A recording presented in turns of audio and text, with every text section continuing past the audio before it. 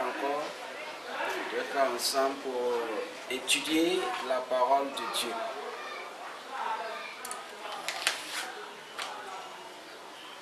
L'année passée, en 2017, j'ai fait un jeûne de 40 jours et sur là-dessus, beaucoup de personnes me demandent de rendre le témoignage de la vision que j'ai reçue au cours de mes 40 jours de jeûne. J'ai reçu la visitation de Dieu, j'ai eu beaucoup de visions, mais une vision particulièrement qui intéresse beaucoup de personnes, qu'ils aimeraient bien que je partage avec eux cette vision que j'ai reçue. Effectivement, c'était dans le mois de janvier à février que j'ai fait ces 40 jours sans manger. Et durant ces 40 jours, au 26e jour, il y a quelque chose qui s'est produit, qui est très inhabituel. Au 26e jour, après avoir prié, je me rappelle bien l'heure, et c'était dans le mois de février de 2017, à 16h. À 16h, après avoir prié, je suis parti me reposer. Et lorsque j'étais couché,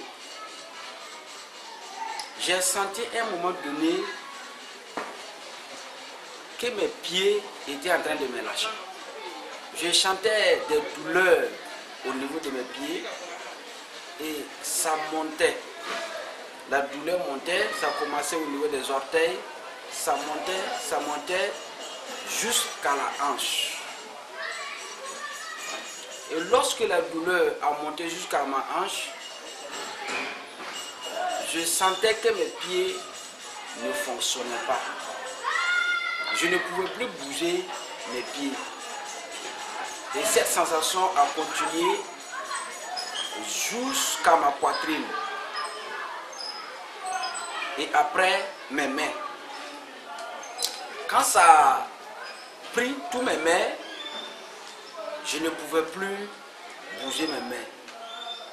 Et je sentais la sensation qui continuait au niveau de mon cou. Et je ne pouvais que prier. J'appelais le nom de Jésus, Jésus. Parce que je sentais que je mourais. Et quand ça arrivait au niveau de ma bouche, je ne pouvais plus parler. C'est comme cela que la sensation a continué. Quand ça arrivait au niveau de mes yeux se sont fermés seuls. C'est en ce moment-là que j'ai su que c'était fini pour moi. Et tout d'un coup, je me suis retrouvé à quelque part. C'est-à-dire, j'étais mort. Et Dieu m'a enlevé pour aller me montrer au-delà. Ce que je peux vous dire, le ciel existe, l'enfer existe. Je vais vous expliquer des mystères, ce qui se passe. Je sais que vous avez déjà entendu des gens qui sont morts, ressuscités, qui ont visité le ciel, mais voilà ma version. Je n'avais jamais vraiment pris le temps pour écouter les témoignages des gens qui ont visité le ciel pour venir. Je n'ai jamais écouté. Vraiment, je n'ai jamais eu le temps d'écouter. Mais voilà ce que moi-même j'ai vu. Mais je voudrais être sincère avec vous qui êtes venus m'écouter. Je voudrais être sincère avec vous. Parce qu'il y a certaines personnes, après avoir entendu mon témoignage, s'en va prendre 40 jours de jeûne, faire 40 jours sans manger. Voilà, je voudrais parler là-dessus avant de continuer au niveau de mon témoignage. Je voudrais vous dire que ce n'est pas parce que j'ai fait 40 jours sans manger que Dieu m'a fait cette grâce. Non. Ce n'est pas parce que j'ai fait 40 jours sans manger que Dieu m'a fait visiter le ciel. C'est une grâce. Je pense que pour certaines personnes, ils n'ont pas fait de jeûne, ils n'ont pas fait 40 jours sans manger avant que Dieu ne puisse aller leur montrer le ciel. Le jeûne est important, mais faire 40 jours sans manger, je veux que cela soit inspiré de Dieu. Il faut que Dieu lui-même t'inspire avant que tu ne t'hasardes pour faire 40 jours de jeûne. Parce que pour faire 40 jours de jeûne, il faut prendre 40 jours pour préparer ce moment.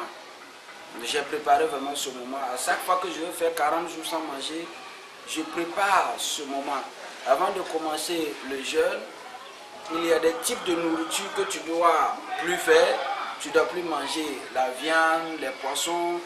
Je te conseille de manger léger, surtout les fruits. Voilà, c'est comme cela qu'on prend pour préparer un moment de jeûne de 40 jours. Je veux que tout le monde jeûne. Et spécialement les pasteurs, les hommes de Dieu. Vous savez, le jeûne, c'est très important. Le jeûne est très important. Si vous lisez bien la Bible, dans Matthieu 17, le verset 20 à 21, je vais le lire. Matthieu 17, 20 à 21, il dit, c'est à cause de votre incrédulité, leur dit Jésus. Je vous le dis en vérité, si vous avez de la foi comme un grain de sénévé, vous direz à cette montagne, transporte-toi d'ici là, et elle se transporterait. Rien ne vous serait impossible. Mais cette sorte de démon ne sort que par la prière et par le jeûne. Après avoir échoué dans la délivrance d'un jeune épileptique, les apôtres sont venus voir Jésus. Ils étaient avec Jésus tous les jours, mais ils n'ont pas pu chasser ce démon. Et ils sont venus voir Jésus, qui a chassé ce démon en un clin d'œil. Ils ont demandé à leur maître, pourquoi nous, on n'a pas pu chasser ce démon? On a prononcé ton nom, on a dit ceci, on a fait cela comme la manière que tu fais, mais le démon nous a résisté. Qu'est-ce qui s'est passé? Jésus-Christ les a dit quelque chose qui doit nous révéler l'importance du jeûne et de la prière. Pour tous ceux qui sont dans le ministère, écoutez-moi très bien. Regardez, il a dit que vous pouvez jeûner, vous pouvez avoir la foi, déplacer des montagnes avec la foi. Vous pouvez déplacer votre montagne. Vous pouvez déplacer des montagnes juste avec la foi.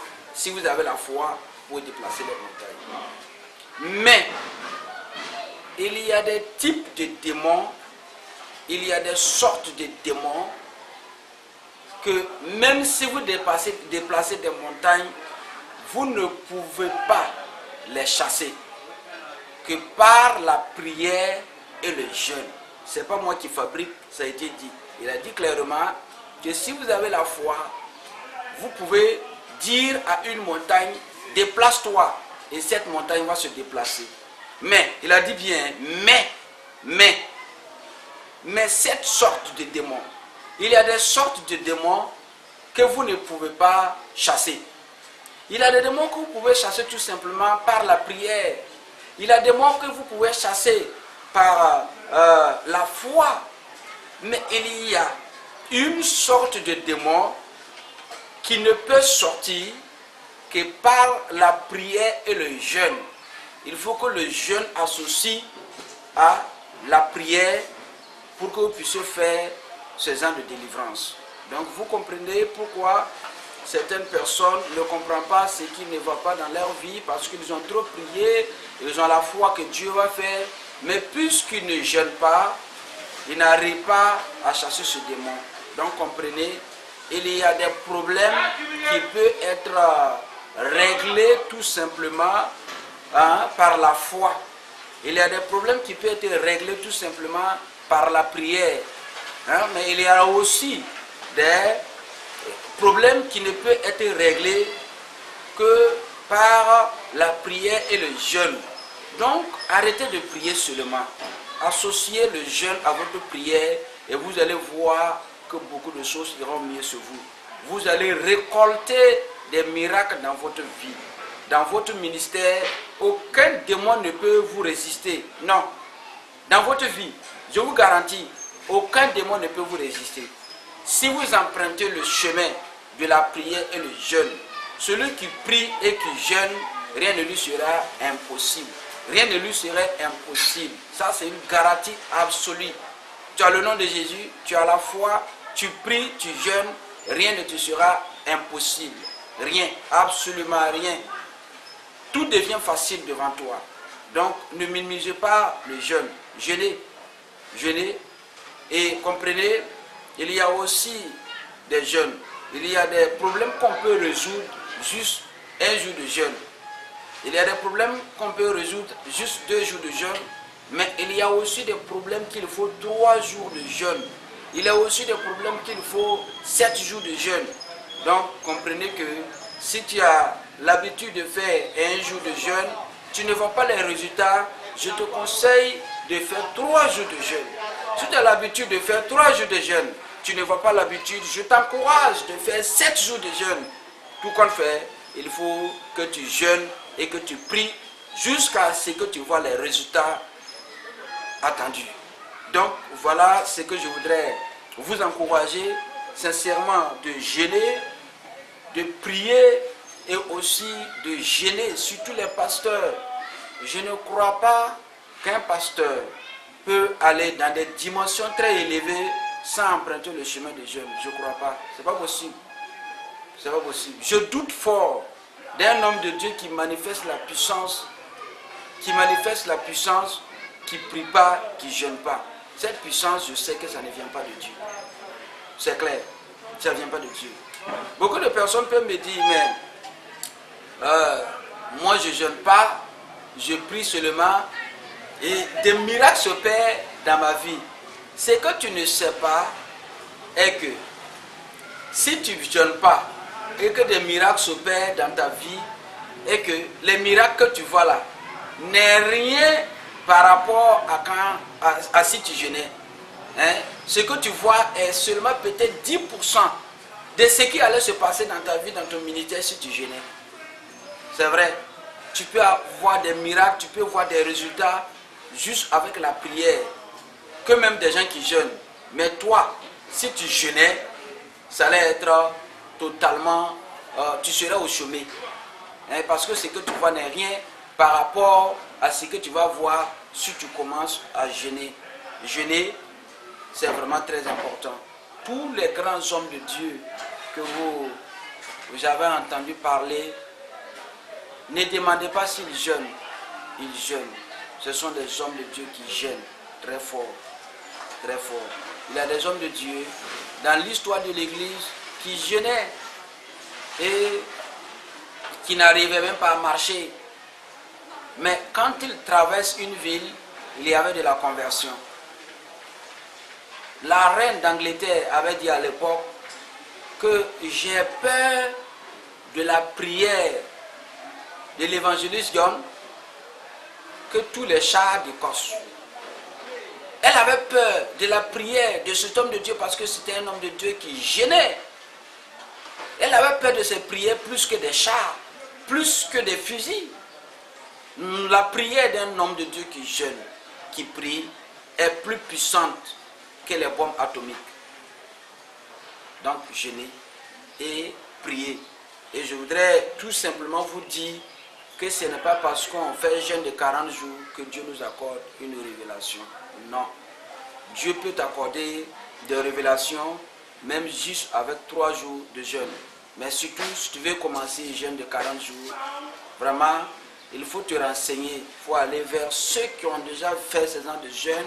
Ils vont te préparer, ils vont t'enseigner, ils vont t'indiquer qu'est-ce que tu peux faire. Voilà ce que je voulais éclairer. Maintenant, je reviens à la vision que Dieu m'a accordée. C'était un 16 heures, et comme ce que je vous ai expliqué, lorsque j'étais mort sur mon lit, Dieu m'a enlevé et je me suis retrouvé à quelque part que je ne sais pas. Et l'apôtre Paul avait parlé de cela dans 2 Corinthiens chapitre 12, le verset 1 à 4. On va le lire après. J'ai compris que quand quelqu'un meurt, les habits avec lesquels il est mort, que ce soit par accident, que ce soit par maladie naturelle, c'est avec ce même habit qu'il emprunte le chemin. Lorsque j'étais mort, je me suis retrouvé dans une voie. Et dans cette voie-là, tout le monde marchait, on marchait ensemble. Et comme ce que je vous ai dit, chacun avait son habit qu'il portait. Hein, l'habit que tu as porté pour mourir là, c'est cet habit que tu as. Donc tout le monde, on marchait ensemble. Mais on ne se parlait pas. Hein, on ne se parlait pas. Chacun marche tout droit devant lui. On était beaucoup. Et arrivé à quelque part, il y avait un carrefour. Et dans ce carrefour, il y avait 2 voies. Il y avait une voie à droite et il y avait une voie à gauche. Et comme c'est que Dieu a déjà éclairé dans la Bible nous a totalement décrit. Je vais vous expliquer quelque chose. Il n'y a rien d'étonnant. Tout ce qu'un homme peut vous expliquer dans une vision, si cette vision ne concorde pas avec la Bible, croyez-moi, ça ne vient pas de Dieu. Et tout ce qui a été décrit, je vous assure, lorsque vous serez au ciel, vous allez voir que la Bible avait déjà tout éclairé. Effectivement, lorsque nous sommes arrivés au carrefour, il y avait 2 voies. Il y avait 2 voies. Il y avait une voie à droite, il y avait une voie à gauche. Et arrivé à ce carrefour, il y a quelque chose d'automatique qui se produit. Hein? Automatiquement, il y a des gens qui empruntent le chemin droite, il y a d'autres qui empruntent le chemin gauche, sans se poser des questions. Et lorsque tu empruntes, on ne se renseigne pas. On ne se renseigne pas. Tu arrêtes là, et puis c'est comme si tu connaissais le chemin. Hein? C'est comme si tu connaissais le chemin avant. Donc, tu empruntes le chemin que je peux dire comme si tu connaissais auparavant. Nous avons emprunté le chemin de la droite. Je vous assure. On était beaucoup. On était beaucoup. Mais ceux qui ont emprunté le chemin droite, on était peu. Maintenant, quand tu empruntes le chemin de la droite, il y a un ange qui vous reçoit, qui vous tend un habit blanc, très blanc, que je ne pouvais vous décrire. En réalité, aucune langue humaine ne peut décrire la clarté de la blancheur de cet habit. C'était totalement blanc. Lorsque l'ange te tend la robe et que tu prends, automatiquement, l'habit que tu portais enlève. Tu ne sais pas par quel moyen et tu te retrouves revêtu de la robe blanche. Ceux qui ont emprunté le chemin de la droite, il y a aussi quelqu'un qui les tend une robe noire. Ils sont revêtis aussi en noir et ils empruntent ce chemin. Et comme la Bible a dit, le chemin restreint, peu sont ceux qui empruntent ce chemin. Et le chemin le plus large, beaucoup empruntent. Mais chacun choisit le chemin ici sur la terre. C'est ici que tu choisis le chemin. Et lorsque tu meurs, c'est comme si tu connaissais déjà le chemin que tu dois emprunter. On marchait, lorsqu'on marchait, c'était long. On marchait sur le chemin est vraiment long. Et puis, mais on marchait. Et ce qui est beau, c'est intéressant parce qu'il y avait des jolis paysages, il y avait beaucoup de choses, tu regardes, c'est intéressant. Vraiment, c'est totalement intéressant. Il y a quelque chose qu'on ne peut pas décrire. Il y a la joie, il y a la paix, il y a beaucoup de choses qui se passaient. Donc, on était totalement dans la joie. Et puis quand tu marches, c'est pas comme Il y a des gens qui sont autour, à côté, au bord du chemin, qui t'acclament, qui t'acclamaient. Véritablement, c'est intéressant. Je voudrais vous dire quelque chose, mes frères, mes soeurs, acceptons Jésus-Christ. Acceptons Jésus-Christ. Je voudrais vous dire quelque chose. Si nous avons pu marcher avec le Seigneur Jésus et que nous arrivons au paradis, c'est vraiment très intéressant. Rien ne peut comparer la joie qu'on ressent au ciel. Rien ne peut remplacer cette joie. Rien, absolument rien. Tu ne peux pas ressentir cette joie sur la terre ici. C'est impossible. La joie qu'on ressent au ciel, on ne peut jamais avoir même son 10% sur la terre. Lorsque les gens nous acclamaient, je vous dis qu'on marchait sur le chemin, personne ne s'occupe de son ami. Personne ne s'occupe de son ami. Chacun marche sans s'occuper de son ami. Et les gens sortaient, nous acclamaient. Et j'ai dit, mais qu'est-ce que j'ai de très important pour que des gens nous acclament? J'ai compris une seule chose. Les vrais stars, c'est nous les enfants de Dieu. Nous serons des stars au ciel. Nous serons des stars. Rien au monde ne peut en réalité vraiment m'enlever de ce chemin. Après avoir vu ce que j'ai vu, rien ne peut m'empêcher de marcher avec le Seigneur Jésus. Rien. Après avoir vu ce que moi j'ai vu, ce que j'ai vécu, rien ne peut me détourner de la voie de Dieu. Rien ne peut me détourner de la voie de Dieu. Rien. Parce que c'est intéressant, c'est beau. C'est beau. Tous ceux qui ont accepté le Seigneur Jésus-Christ, vous allez vivre cet événement. Ce que je suis en train de décrire je ne peux pas décrire. Lisons à peu près dans 2 Corinthiens 12, le verset 1. 2 Corinthiens 12, le verset 1 à 4. Vous allez comprendre ce que je suis en train de dire. La Bible dit, par la bouche de l'apôtre Paul, il a dit, il faut se glorifier, cela n'est pas bon. J'en viendrai néanmoins à des visions et à des révélations du Seigneur. Je connais un homme en Christ qui fut, il y a 14 ans, ravi jusqu'au 3e ciel. Si ce fut dans son corps, je ne sais. Si ce fut hors de son corps, je ne sais. Dieu le sait. En réalité, l'apôtre Paul parlait de lui-même. Il a été ravi jusqu'au 3e ciel. Mais il ne pouvait pas décrire.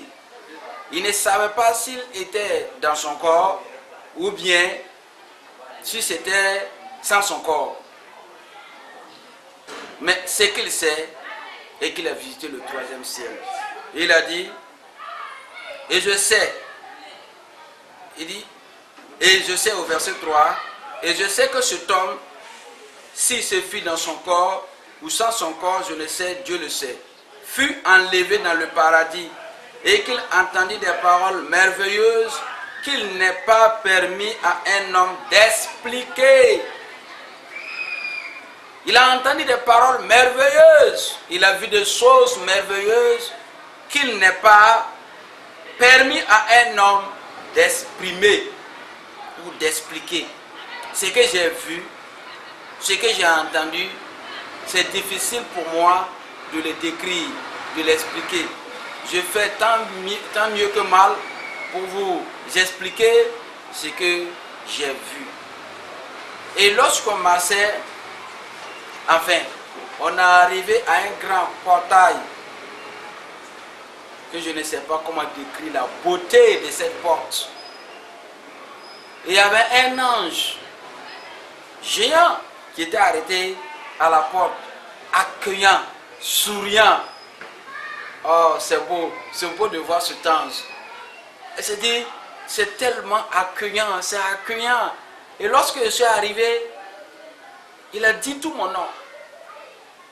Il a dit, Nana Paraté King Léonard. J'ai dit oui. Au fait, dans mon extrait de naissance, c'est Nana King Léonard. Mais, chez moi, quand j'étais petit, on m'appelait Paraté. Et je suis connu dans certaines régions par le nom Paraté. C'est mon nom d'enfance. Et il a dit tout mon nom. Quand il a dit tout mon nom, en fait, si quelqu'un m'appelle Paraté, Paraté, je sais qu'il me connaît depuis mon enfance. Donc quand il m'a dit, quand il a prononcé tout mon nom, j'ai vu que je ne suis pas caché devant cet homme. C'est comme si cet ange connaît mon passé. Tout ce que j'ai fait dans le secret, tout ce que j'ai fait, c'est comme s'il connaissait tout de moi, depuis ma naissance jusqu'ici. J'ai dit oui en tremblant. Mais sa joie, sa manière de m'accueillir m'a fermé. Et il a dit, il a regardé dans la liste. Et il a dit, ici, je tiens la liste des noms de ceux qui doivent venir ici aujourd'hui. Vous savez, chaque jour, cet ange sait combien de personnes doivent mourir sur la terre et combien de personnes doivent aller au paradis. Et il a la liste de ceux qui doivent aller au paradis. Donc quand je suis arrivé, il a regardé la liste de ceux qui doivent venir là-bas ce jour-là. Et il a dit, non, je ne vois pas ton nom. J'étais découragé. Parce que lorsqu'on était arrêté, j'entendais des chansons et des belles mélodies à l'intérieur. J'étais tellement pressé d'aller. Oh, c'est supérieur. C'est trop spécial. C'est supérieur au cantique que nous chantons aussi. C'est vraiment très spécial. J'étais vraiment pressé d'aller. Et il a dit, dans la liste de tous ceux qui doivent venir ici aujourd'hui, je ne vois pas ton nom. Mais attends. Il a pris un livre que je vois, le livre de la vie. Dans ce livre, il a fouillé. Il dit oui, ton nom est dans le livre de la vie. Ton nom y est. Ton nom y est. Mais, dans la liste de ceux qui doivent venir aujourd'hui, tu n'es pas dedans. Donc, on va te faire visiter le ciel. Tu vas repartir et rendre témoignage de ce que tu as vu. Un jour viendra, tu reviendras rester ici pour toujours. Et c'est comme cela que l'ange m'a fait visiter le ciel. J'ai vu aussi l'enfer de loin, mais c'est horrible, c'est très horrible. De la même manière qu'on ne peut pas expliquer le ciel, on ne peut pas aussi vous décrire l'enfer. C'est horrible. Je prie que personne de mes amis, de mes parents, personne de tous ceux que je connais, aucun membre de mon église n'aille à l'enfer. Je prie que tous ceux que je connaisse puissent aller au paradis.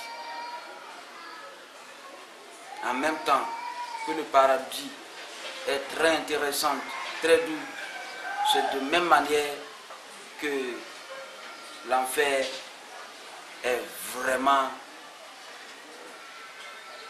dégoûtant, est vraiment horrible. Le paradis est intéressant, l'enfer est horrible. Un ange est venu me conduire. Lorsque l'ange m'a conduit, nous sommes allés dans une salle.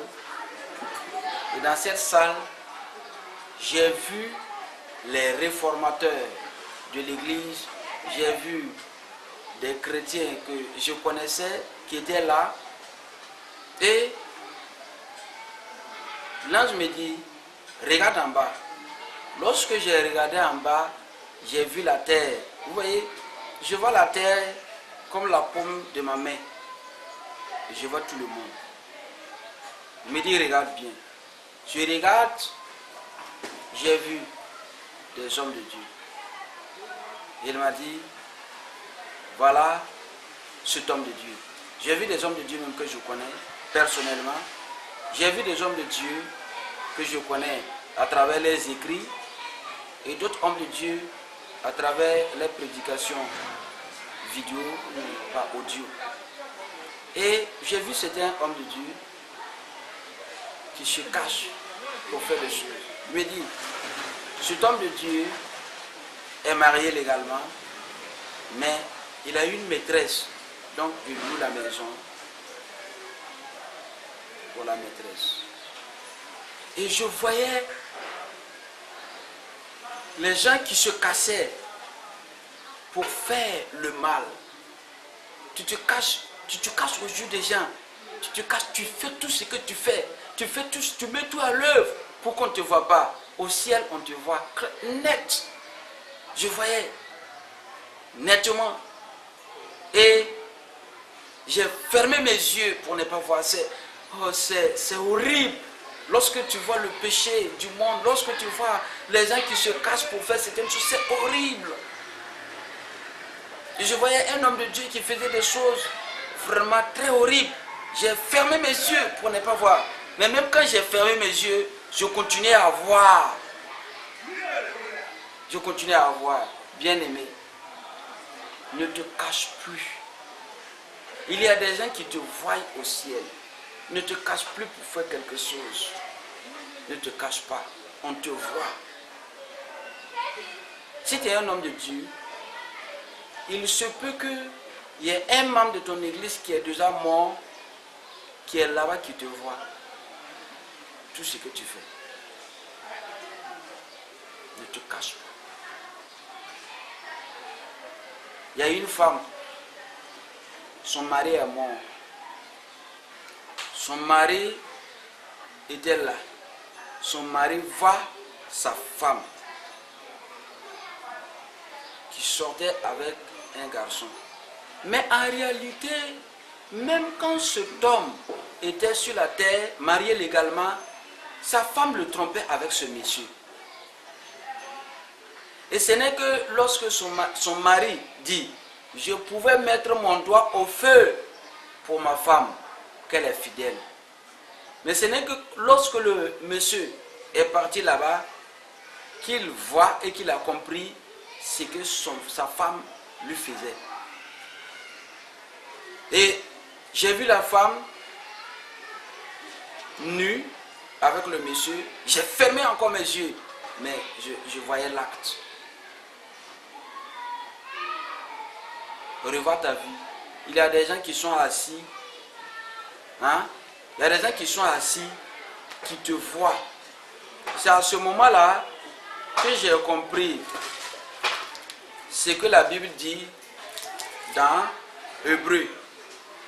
La Bible dit quelque chose dans Hébreu et vraiment qui mérite de prendre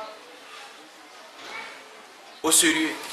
Parce qu'il y a des témoins qui nous voient, qui nous assistent. Donc je voudrais vous dire de vous repentir. Repentez-vous et ne vous cachez pas pour faire certaines choses. Ce que vous ne voulez pas que les gens voient, ne le faites pas, parce que Dieu vous voit. Et non seulement Dieu, mais il y a des hommes aussi qui vous voient. Qui vous voient. Dans le livre de Hébreu, il a dit, rejetons les péchés qui nous enveloppent facilement, parce qu'il y a un si grand nombre de témoins qui nous voient et qui nous assistent. Vous comprenez? Donc, nous sommes appelés à abandonner tout ce qui ne glorifie pas le nom de notre Seigneur Jésus. J'ai vu des choses terribles et 16 heures, j'ai visité le ciel, j'ai visité beaucoup de choses. Bon, je ne vais pas vous expliquer aujourd'hui. Nous allons prendre une pause et peut-être à la prochaine conférence, je vais vous décrire ce que j'ai vu tellement au ciel, ce que j'ai vécu.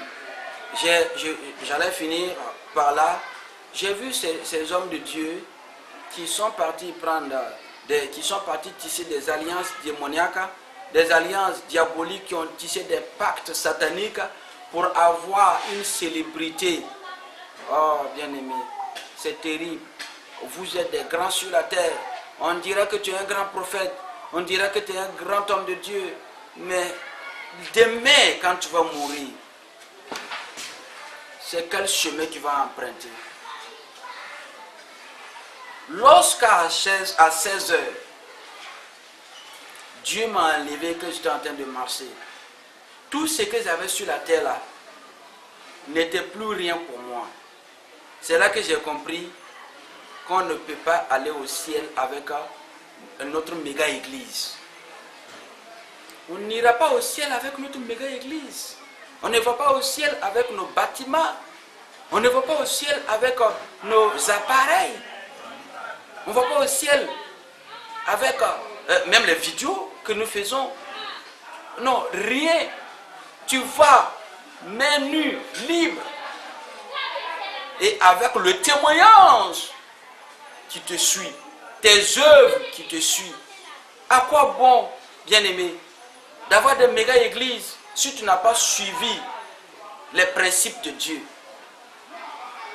Si tu n'as pas suivi les principes de Dieu, tu vas mourir sur la terre et tu vas laisser tout ça là pour aller répondre demain.